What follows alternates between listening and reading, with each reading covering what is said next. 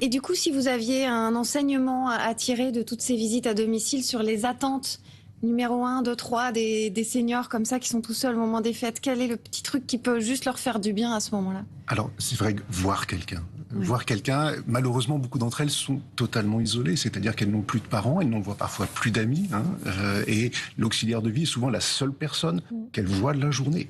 Donc c'est un moment fort, et sur ces moments de fête, elles apportent, elles préparent le petit repas de Noël. On peut pas le faire en collectivité. On avait l'habitude au sein du réseau de Coviva de faire ce qu'on appelait des cafés chauds, c'est-à-dire qu'on venait chercher tous nos bénéficiaires, on les amenait chez nous pour effectivement partager ensemble, qu'elles aient à nouveau un contact. Malheureusement, les conditions sanitaires font que depuis 2 ans, nous ne pouvons plus le faire. Donc là, on est à leur domicile pour essayer de garder ce lien, et on espère bientôt pouvoir les réunir à nouveau. Ça peut être une idée, et du coup, à appliquer via justement un groupe WhatsApp, pourquoi pas, entre voisins, entre proches d'un même quartier, dans une association. Il faut aussi inciter les familles peut-être à inscrire leurs aînés dans des groupes. Il y a beaucoup de mairies qui font ça. Oui, alors tout à fait. On essaye aussi de les accompagner, de les sortir autant. On les pousse aussi à sortir, à se déplacer.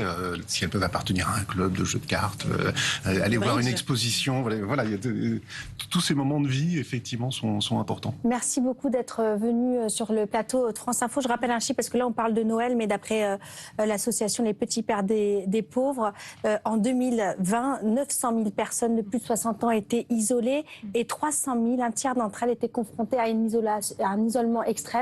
Donc voilà, c'est de l'amour qu'on partage, du lien sur le bas de la porte si on sait qu'il y a une personne âgée qui est isolée. Et puis quand on pense à nos aînés, un coup de fil, un petit passage vite fait avant, après Noël si on peut pas être dispo. Les commerçants à la caisse, le facteur, voilà, il faut. On distribue de l'amour. C'est Noël, c'est la fin de l'année, puis on essaie de faire durer ça sur l'ensemble de l'année. Merci d'avoir été avec nous, Martin Baumer.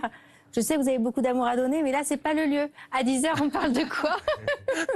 Beaucoup d'amour quand même dans Correspondant, l'œil des correspondants de la presse étrangère à Paris. Alors 3 thèmes aujourd'hui, on va évidemment parler de Christiane Taubira. Elle envisage une candidature.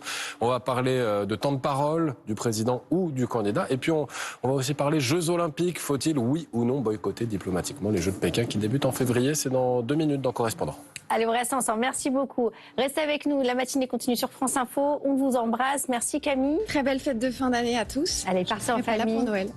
On vous excuse, nous on sera ensemble. On se retrouve dès vendredi, 6h30 du matin. Belle journée à vous.